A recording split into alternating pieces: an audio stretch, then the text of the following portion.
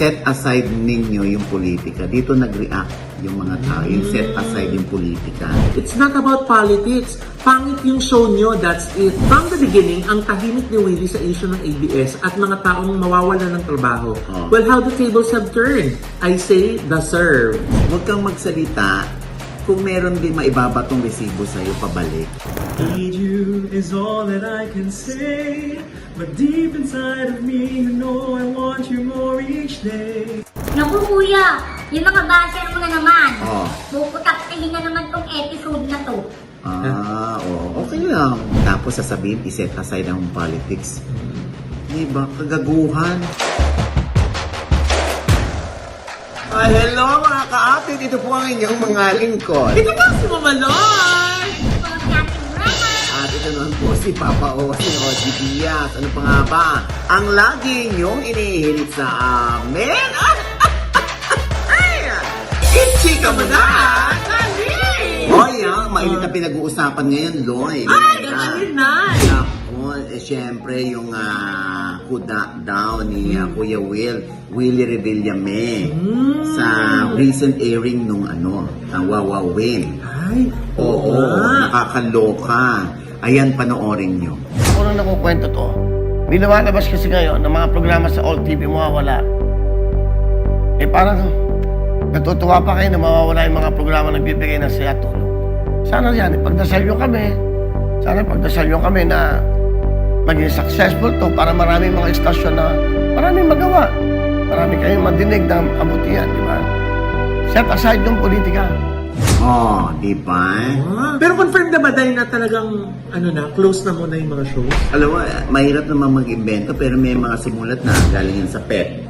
Galing sa bilyonaryo. Yung bilyonaryo, di ba, laging binabasa yan. Yung news online. Set aside ninyo yung politika. Dito nag-react yung mga tao, yung set aside yung politika. Saka dun sa, parang natutuwa pa kayo na mawawalang programa nagbibigay sa'yo, tumutulong. Medyo nag-react na doon yung mga tao.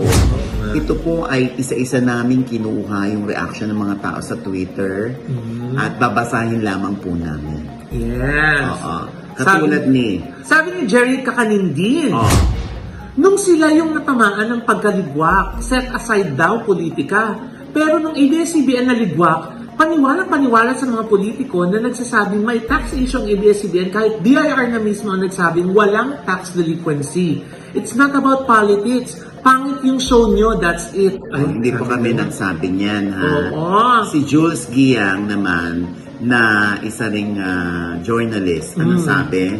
Willie Revillame failed or refused to understand that, number one, the officials he thanked in his televised speech were the same people who led the franchise denial of ABS-CBN in 2020. And number two, his sentiments were exactly the same sentiments in 2020. Totoo nga, until it happens to you. Ayan, meron pang sinabi itong si Alt Bat Rose. Sabi niya, Nay, sa anak ng may-ari po kayo magsabi ng ganyan po. Marami din pong nawala ng trabaho, mga taong may programa sa isang istasyon. Pero kailangan itigil kasi nga maraming bumoto na wag i-renew ang prangkisa ng isang istasyon, di ba? Isa po siya doon. Baka nakalimutan niyo po, paalala lang. Kuya, sino tinutukoy niyan? Ang tinutukoy niya siguro ay si Congresswoman Camille Villar na bumoto ng no to franchise. Sabi naman ni LJ, Nay, deserve. We can't separate politics kasi the reason why ABS-CBN wasn't granted the franchise was due to politics. From the beginning, ang tahimik ni Willie sa issue ng ABS at mga taong mawawalan ng trabaho. Well, how the tables have turned. I say, deserve. Sabi niya ganun. Kasi ito, saan ba nanggagaling sila? Okay. So kumalat din kasi yung guesting ni Attorney Harry Roque kay Willie. Hindi nyo pa ba napapanood yun? Ito, papanood namin sa inyo. First time po na sa kauna-unahang pagkakataon, ikaw lang napapanood sa buong bansa. Alam mo, duda ko. Kaya yung isa na walang prangkisa, ikaw may kagagawan yan. Aminin. So doon ang gagaling nga, Loy, na sinasabi ni Willie na iset aside yung politics. Pero, bilang patotoo, dinukot niya yung kay Harry Roque na wala naman sinabi si Willie, nagtawa pa. Nung nawala ng trabaho ang may 11,000 na mga workers ng ABS-CBN. Oo nga, Nay. Oo. Parang sinabi nga daw na, sinasabi mo ngayon na, parang natutuwa pa kami. Noon dati, ikaw yung tumatawa. Parang gano'n yung sinasabi nila. Tsaka ni wala raw sinabi si Willie na depensa sa ABS-CBN. Bilang doon naman din siya nanggaling nung araw. Walang narinig sa kanya. So bakit daw ngayon parang si Willie, ang daming kuda. Ito nga yung sinasabi ng mga tao. Bakit ikaw, Willie? Sinasabi mo na natutuwa pa yung mga tao dahil makakancel yung mga shows sa All TV. Bakit ikaw naman nung araw si Harry Roque nung sinabi na ikaw lang ang may show, tawa ka ng tawa. Dahil nga hindi binigyan ng prangkisa ang ABS-CBN. So yun ang sinasabi ng mga tao. Huwag kang magsalita kung meron din maibabatong resibo sa'yo pabalik. Ayun na, resibo. Nariresibuhan. Ano pa yung sabi ng iba? Eto na, isa rin ngayon na issue ngayon, yung gaslighting. Diba? Oo. Yung sinasabi na, parang, ba't parang kasalanan Namin. Oo. Ba't parang ako? Yun ba yung gaslighting? Oo, yung gano'n. Yung parang, Nagpapaawa. yung parang binabaliktad Feeling na. victim. Oo, gano'n. Ano sabi ni J.R. Santiago? Kung wala kang ginawa habang nawala ng trabaho ang maraming mga empleyado ng ABS-CBN at kumampi ka pa sa mga nag-alis ng prangkisa nito, wala kang karapatang pangaralan ang sino mang hindi tumangkilik sa iyong mga palabas. Parang kasalanan pa namin na nakakarma kayo. Sabi ni J.R. Ano sabi ni Car Parker 24? Sabi niya, Kuya Will is asking for prayers so that All TV can provide more jobs to more people. But he was silent when the workers of ABS-CBN were pleading for support. Kung hindi sana natanggal ang ABS-CBN sa ere, hindi sana mahirap maghanap ng episodes ng Dirty Linen sa YouTube. Yun Yun ang concern niya. Meron Diba? pa ba dyan? Si Rod Magaro na isang vlogger, manunulat. Ano sabi ni Rod? I don't wish for your misfortune, Willie. I'll just remember the way you laughed when 11,000 employees lost their dreams. And jobs are the ones getting back to you. And everything is political. Everything. Sabi niya. Makahulugan, ha? Ano sabi naman ni Mimi Perry? Kuya Will, aminin na lang natin kasi na your new network is not for all. Huwag mo i-gaslight ang mga tao if they're laughing kasi nakikita ng lahat ang pagiging hypocrite mo. Instead of crying foul, why not ask the 31 million to support All TV? Simple as that.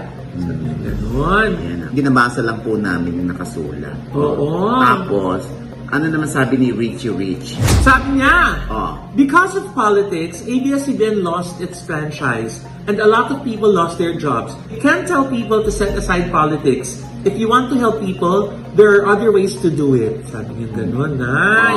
Ano naman sabi ni Doc Happy? Ay, Doc Happy, set aside yung politika. Politika ang dahilan kung bakit nawala ng prangkisa ang ABS-CBN. Huwag kami. Sabi niya gano'n. Nakakaloka, ha? Ano naman ang sabi ni Gab Valenciano? Ay, eto, Ano sabi? I haven't been as vocal for a while, but I can no longer suppress my thoughts. I will just say this. Your power to persuade people through gaslighting your whole life has run out. What goes around will always come back around. Filipinos are waking up. You should too. Sabi niya gano'n. Nakakaloka. Tapos, ito naman yung young actor na si Aljon Mendoza. Yes. Sabi niya, Nay, one of the things I like in today's generation ay mas madali na makakuha ng resibo. I agree. Everything is political. So, lahat halos ng mga binasa namin ay nag-react dun sa iset aside natin ng politics. At saka yung huwag maging masaya sa pagkaka-close at pagkawala ng trabaho ng iba. Alam mo, sa totoo lang, no? Yun ang nakalimutan ni Willie. Ano na? Yung nakalimutan ko din. Ha? Kung ano yun? Hindi, seriously speaking. Sana bago bumitaw ng mga salita si Willie, siguro, alamin niya muna yung background, alamin niya muna kung may nasabi ba ako dati nung araw na masama sa kapwa ko o sa kumpanyang pinaglingkuran ko dati. Diba? Alam ko naman si Willie tumatanaw ng utang na loob sa ABS-CBN. Pero siyempre, sa mga pagkakataon na kailangan ng suporta ng ABS-CBN mula sa mga taong minsan ay naging bahagi ng kanilang pagsikat ng ABS-CBN, sana tumatanaw din sila. Sana nararamdaman din yung kanilang suporta. Kahit ano lang, tweet, post, isang statement. Naku, malaking bagay yun. At hindi makakalimutan yun ng isang kumpanya tulad ng ABS-CBN na sa panahon na sila ay sadsad at tinatadyakan pa ng ilang congressmen dahil nga sa prangkisa, di ba, nararamdaman nila mahal pa rin naman pala tayo ni Willie. Hindi ba?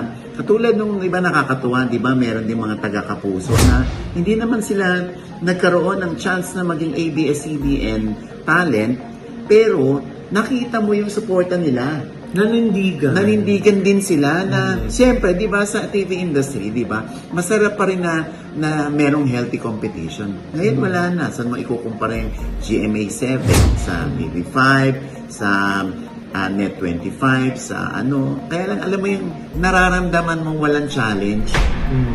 Kasi 'di ba, parang pinagkaitan ng prangkisa yung istasyon na maraming natutulungan. Diba? Naku kuya, yung mga basher mo na naman. Oh. Puputaktihin na naman tong episode na to. Okay lang. Diba? At least nagko-comment sila. Diba? Diyan mo naman makikita talaga kung gaano katalino at kung nag-iisip ang mga tao bago sila mag-comment. Diba? Kung wala lang silang masabi na wala lang kayo ng prangkisa, ganyan ka na, nagngangawa ka na. Nagngangawa ako. Happy? Gusto ko happy kayo.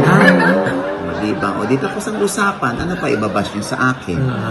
Gusto ko ibigay ang kaligayahan ninyo. Diba? Alam mo sa mga panahon na ganito, no? Tanong ko rin sa Twitter. Ano nice? Tanong ko, so meron bang mga congressman na tatayo para makiusap sa All TV na ituloy ang pagpapalabas ng mga programa dahil marami ring mawawalan ng trabaho?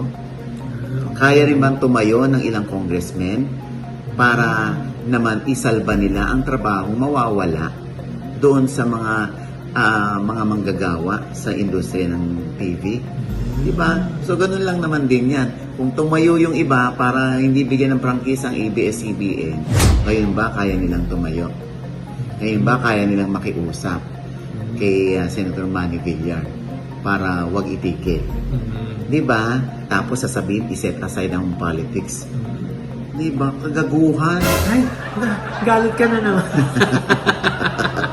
Diba? Anyway, kanya-kanyang hutay ang opinion. Kung feeling ninyo baluktot ang opinion namin, sige, i-justify niyo po yung inyong opinion. Kaya anyway, sari-sari na namang opinion yan. And I'm sure kami naman ay open. Kung gusto niyo kami i-bash niyo po kami. Basta ikaliligayan ninyo. Comment below. Naka-comment below. Basta ikaliligayan ninyo, go. Oo. Pero kung may matalino kayong diskusyon, may matalino kayong diskurso, ilagay nyo doon, baka makinig kami sa inyo. Pero kung sasabihin nyo lang, wala, talo lang kasi kayo, wala lang kayong prangkisa. Nagalit ka naman. Napahiran ka ba ng cake? Hindi naman na. Diba? Diba? Kung i-justify ninyo yung inyong diskurso, edi go. Diba? Baka makinig kami sa inyo. Baka sumapi rin kami sa inyo. Para magkaisa na lahat tayo. Diba? Diba? Sa ngayon, yung mga nagsasabi niyan, yung mga nagbabash sa amin, na talo kayo, wala kayong prangkisa. Sana maginhawa ang buhay niyo. Sana masarap ang ulam ninyo bukas. At sana ganun din ang ulam ng inyong mga kababayan. Magbabalik po ang fast. Ha?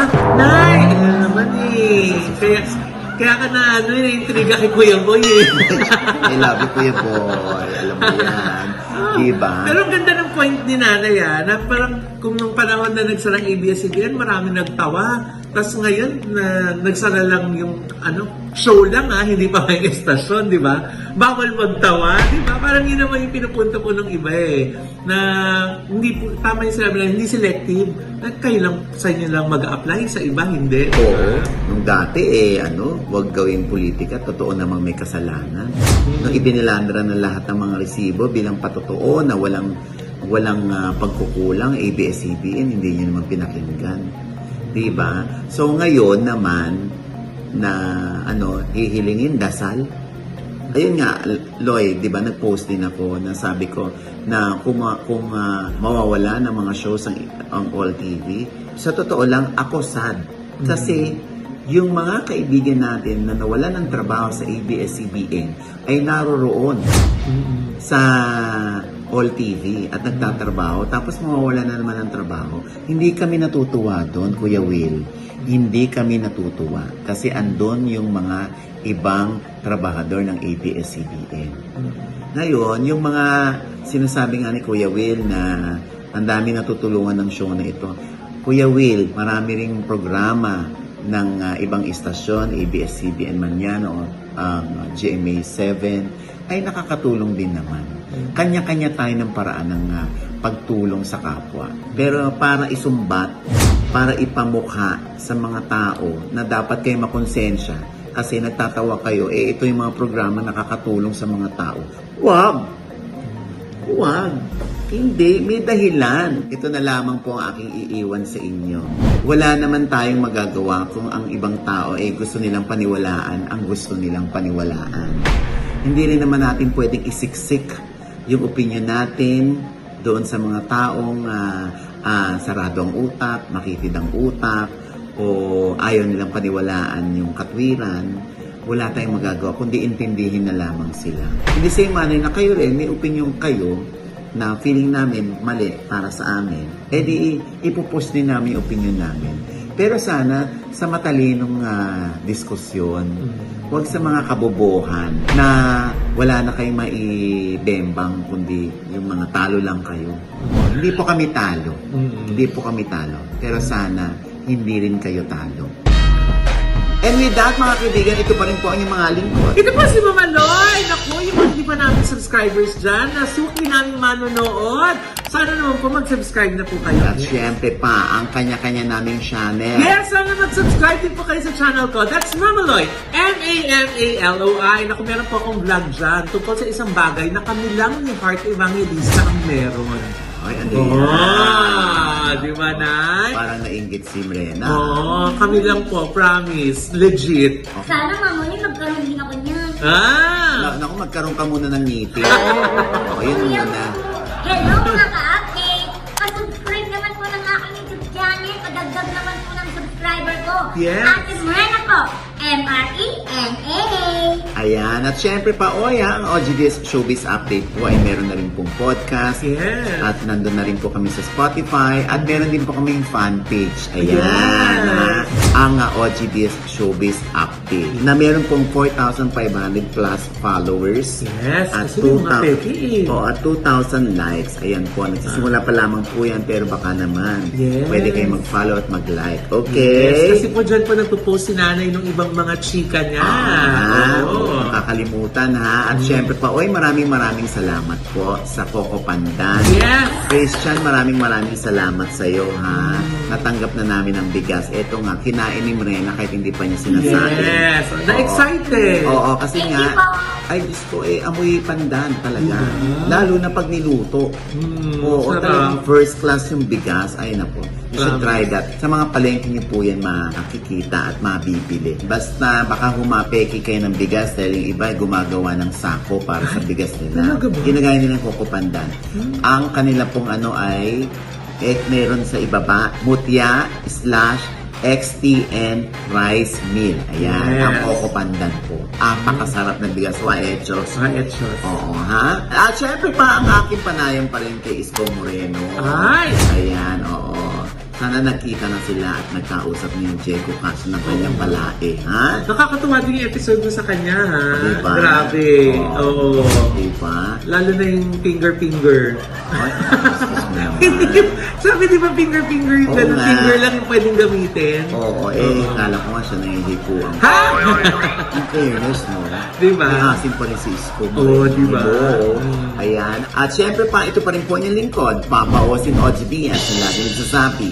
At nagpapaalala sa inyo na, sa tuwing gigising po tayo tuwing umaga, wag na wag po tayong makakalimot ha, na magpasalamat sa Panginoon. Dahil tayo kanyang ginising. Ibig sabihin, may mission pa rin po tayo sa buhay. Sabay sabing, every gising is a blessing! Ano pa nga ba ang lagi niyong inihirit sa amen?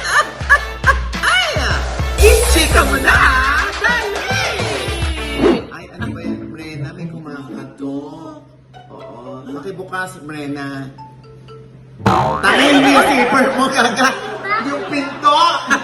Nakakapasensya na po. Nakakahiya po si Brena talaga. Pinuksan!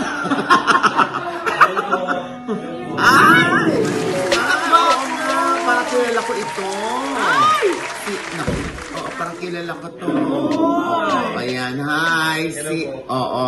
Ang lagi natin kasama during our campaign period. Yes! Oo, syempre, ang tinutukoy natin ay ang may kaboses. Oh. O ang local version ni Luciano Pavarotti. Wow!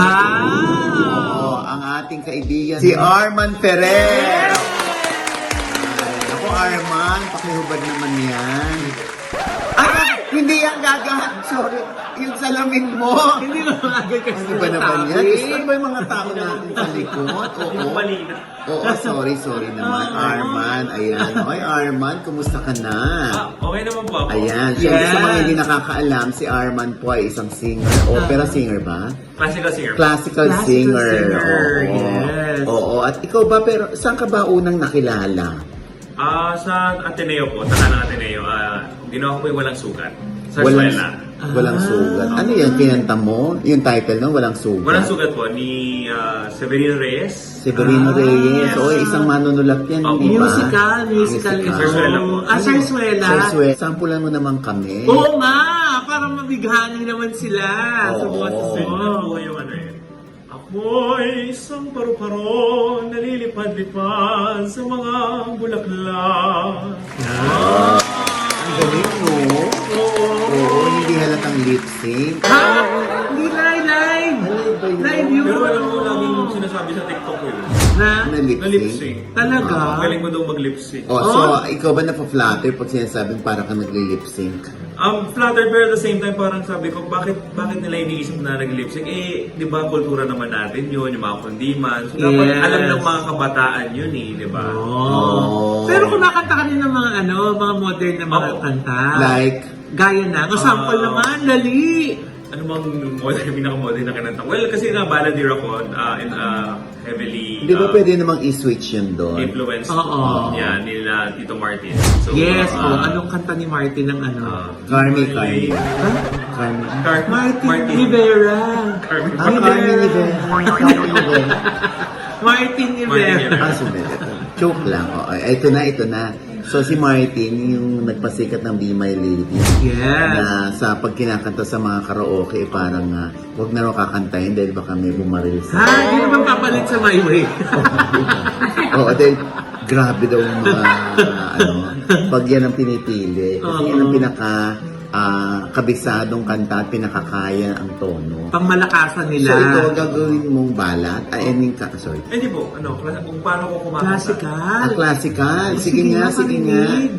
Be my lady, come to me and take my hand and be my lady. Truly I must let you know that I'm in love with you. Kapag ganyan naman yung kakanta sa isa Valentine's night, talaga mapapa-oo ka na, no? Oo, di Yes ba? na! Oo nga, pero syempre yung saan nakilalang awitin si Arman Ferrer. Meron ng uno-uno kong kinanta yung Sometime Somewhere ni Ryan Cayabyab. Sometime, somewhere. Yan yun na! Iba yun! Somewhere lang yun, walang sometime. It's so true kasi musical naman ako, so I'm from the West Side Story. Sige nga. Sometime, somewhere, we just have to be content with stealing glances somehow. Content with saying nothing, smiles are always wanting, though deep inside it hurts because we know. Oh, ay, nakaka-love. Diyos ko. Kaya din daw yun yung Rena na eh. Sige nga.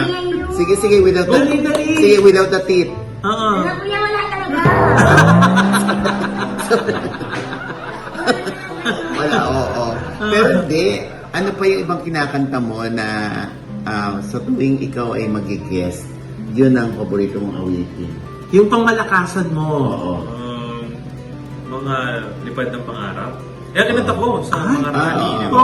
Kasi ilipad ng pangarap. Liparin mo ang hangganan ng langit sa ulap ng pag-asa iyong makakamit ang tagumpay na bunga ng iyong pagpupunyagi pangarap ng inang bayan tinatangi. Ay, kinilimutan na to. Dapat yung iba kinikilabutan na. Hindi. Oh, anyway, ano ba yan? Oy, saglit lang. Pero sa totoo lang, ano talaga yung pangarap na maging ni Arman Ferrer kung hindi siya biniyayaan ng apakagandang tinig? Ako, gusto ko maging abogado. Abogado, Oo, kasi actually bakit? gusto ko pong maging ano talaga, maging public servant in the future. Nung paano bata pa ako, gusto ko maging presidente ko ng Pilipinas. Wow! Okay, mga ganyan. Oo.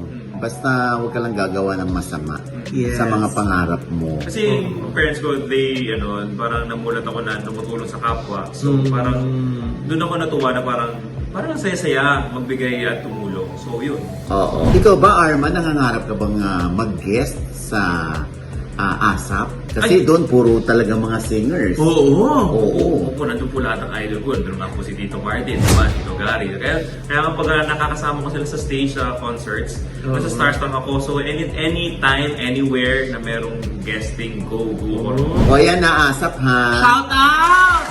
Baka naman sa Sunday pwede po. Oo nga. Oo. Pero ito, so karamihan sa mga singers, ginagaya yung kapwa singers nila. Ikaw ba meron kang ganong talento? Yung gagaya ako.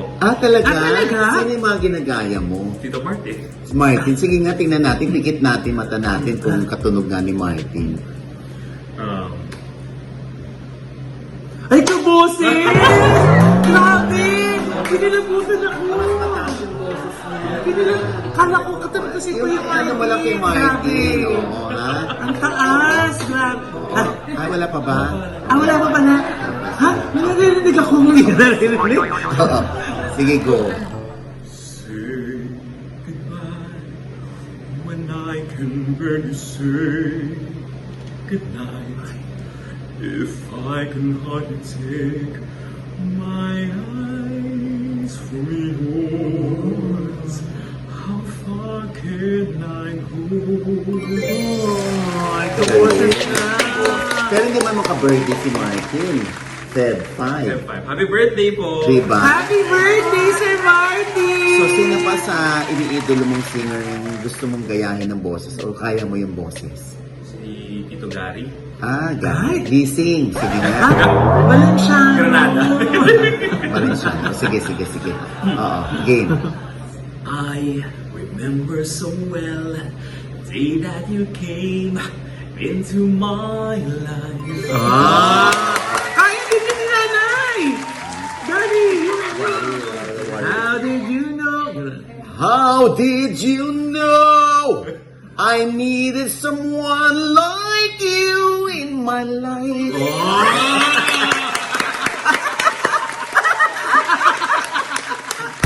Kaya din yun ni Brenna! Kaya niyang umubo. Anyway, so ayan, yung mga tinig po na yan ni Arman Ferrer, I'm sure nabitin kayo. Oo. Dahil, kaya po nandito si Arman Ferrer, ang ating kaibigan, kasi meron siyang concert. Yay! Ano nga, ito pakibalitaan mo kami. Magkaka-cover po ako na sa Another Chance sa BGC Arts Center on February 14, 8 p.m. At ang aking pong director ay si Direk Floyd Quintos. Wow! Ating MD ay si Sir Gino Cruz. Wow. And ang guest ko po ay sila Mitch Valdez, Jackie Lu Blanco, Uy, Sheila si Valderrama Martinez, Deborah District, and my theater friends, Alfritz, Floyd, and Jeff Go. Wow! Naku, si Miss Jackie nandyan. Oo, at syempre, oy, Sis naku, Mitch, oh. sobrang suportado ng mga kakamping yan. Yes! Oo, dahil alam mo naman ang mga kakamping, sumusuporta din sa And of course, si kapwa Sir kakamping. Noel Ferrer. Si Noel Ferrer. Yes, Oo, ayan na. Guess mo rin si Noel. Kakanta din si Sir Siya po Noel. ang aming backbone, si Sir. Itong Another Chance mo. ito ba ay wala lang, gusto mo lang mag-show dahil Valentine's Day mismo, Feb 14? Oo nga. Ay, hindi po. Lahat po ng makukuha namin proceeds dito ay mapupunta sa Angat Pinas. Wow! Wow! As in, lahat, complete 100%? Nilabutan ako. Ang bait. Ang bait. Oh, ang bait ni Arman, in fairness. Actually, Tama sabi rin. nga ni Sir Noel, if ever na hindi man mag-sold out, di ba, magkakaroon kami na parang lahat na lang na makukuha namin, diretso na lang talaga doon. Wow! Hindi. Alam mo, marami susuporta sa'yo. Yes, marami, Oo. promise. Ay, naku, teka lang, Arman. Saan nila pwede bili yung ticket? Kasi baka mamaya meron mga gusto lang sumuporta na hindi naman makakanood. Di ba yung Oo, mga... tapos papapanoorin nila yung kanilang mga kaanak dito. Ay, pumunta kayo dyan. Oo, yung mga OFW natin abroad na gustong sumuporta sa iyong Supportahan cause. niya. Di Nagmamahal ba? sa bayan yan. Ganun. Yes. Oo. Oh. Paano sila makakakuha ng tickets? Pwede po tayong pumunta sa ticketworld.com. So, yun po. At yung mga nandito naman po, pwede po din sa venue na po mismo sa BGC Maybank Theater. Ayan. BBC Maybank. Opo. Oo, alam ko yun. Ayan. Oy, good luck ha. Thank you po. Arman ha. Thank you for having me po. Thank you, thank Oo, you. at alam na, ASAP, ASAP. Baka ASAP. naman. Oh, pwede po siya sa Sunday Ang bago ganda. mag-14. Why, just manonood kami. Yay! Manonood tayo!